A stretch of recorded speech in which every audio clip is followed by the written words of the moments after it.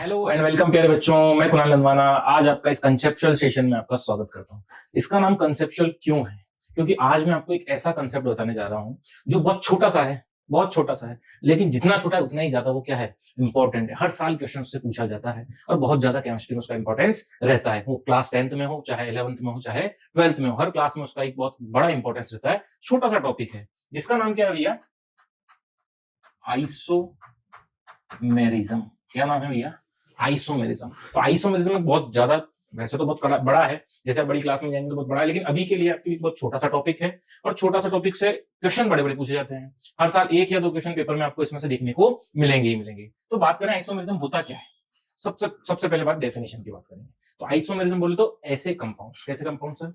ऐसे कंपाउंड जिनके molecular formula तो क्या हो, सेम हो, लेकिन स्ट्रक्चरल फॉर्मूला क्या हो, अलग अलग हो। ये होगी बेसिक, एक बेसिक डेफिनेशन। लेकिन जब आप अच्छी बड़ी क्लास में जाते हैं, अच्छी बुक्स पढ़ते हैं, तो वहां पर आपको क्या मिलेगा? ऐसे कोई भी कंपाउंड जिनका मॉलिक्यूलर फॉर्मूला तो क्या हो, सेम हो, लेकिन उसका जो फंक्शनल है या उसके जो फंक्शंस हैं वो क्या हो, डिफरेंट फंक्शंस हो। उसका काम तो अलग अलग हो और फॉर्मूला दोनों का सेम हो। एक छोटी सी डेफिनेशन आप यहां देख सकते हो। Compound which have same molecular formula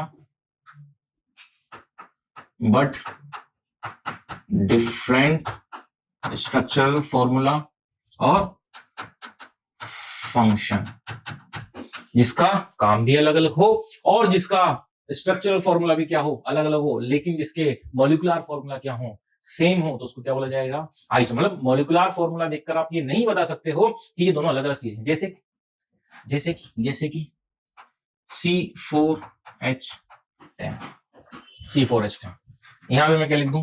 C4H10। क्या ये दोनों अलग अलग हैं क्या? बिल्कुल नहीं सर, इधर भी C4H10 है, इधर भी C4H10 है। तो फिर सर इसको अलग अलग बनाया जाए तो बिल्कुल बनाएंगे। देखो, अगर इसका स्ट्रक्चर मैं इस तरीके से बना दूं, अगर इसका स्ट्रक्चर मैं इस तरीके से बना दूं कि एक कार्बन, फिर दो कार्बन, फिर तीन कार्बन और फिर चार कार्बन, क्या कार्बन चार हो गए क्या? यस। हाइड्रोजन लगाओ सर 10, 1 2 3, एक हाइड्रोजन, दो हाइड्रोजन, तीन hydrogen, 4 5 hydrogen, 6 7 hydrogen, 8 hydrogen, 9 hydrogen और 10 हाइड्रोजन। क्या ये बन गया क्या? C4H10 बन गया क्या ये? यस सर, C4H10 बन गया। नाम अगर बोला जाए तो 1 2 3 4, चार कार्बन को ब्यूट बोलते हैं, ये तो सीखा है हमने। चार कार्बन को ब्यूट बोलेंगे, सब सिंगल बॉन्ड से, इसलिए एन बोलेंगे। Alkane, alkene, alkyne, single double और ट्रिपल बॉन्ड के बारे में तो सब सिंगल बॉन्ड से जुड़े हुए हैं। C4H10 जब हम बनाएंगे तो नाम हो जाएगा कौन? ब्यूटेन। क्या बात समझ में आती है क्या? बहुत आसान हो गई। नेक्स्ट चलो इस वाले फोटो के लिए।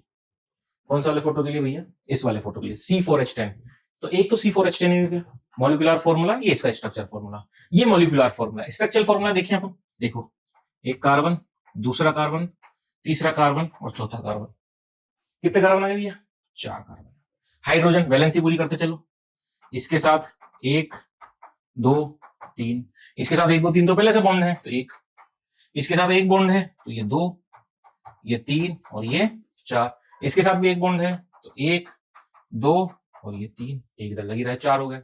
चेक करो, 1 2 3 4 कार्बन, 4 कार्बन। नेक्स्ट 1 2 3 4 5 6 7 8 9 और 10 हाइड्रोजन। कितना हाइड्रोजन हो गया भैया? 10 हाइड्रोजन हो गया। अब इन दोनों के बीच में आ गई दीवार।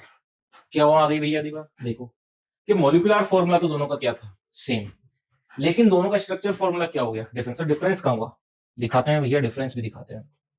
डिफरेंस देखो आप, इसकी पीसीसी, पेरेंट कार्बन चेन में कितने कार्बन? 1 2 3 4, इसलिए हमने इसको क्या बोला? ब्यूटेन बोला। इसकी पीसीसी में देखो कितने आ सकते हैं? 3। इसको तो इंक्लूड नहीं कर सकता क्योंकि ये तो क्या हो गया? एक फंक्शनल ग्रुप हो गया। ये तो क्या हो गया? मिथाइल फंक्शनल ग्रुप हो गया। क्या हो गया? मिथाइल फंक्शनल ग्रुप हो गया। 1 2 3 कार्बन है, 3 कार्बन को क्या बोलते हैं? पेंट। क्या बोलते हैं भैया? पेंट। और 1 और 2 और 3 कहीं से भी नंबरिंग करो, 1 2 3 1 2 3 2।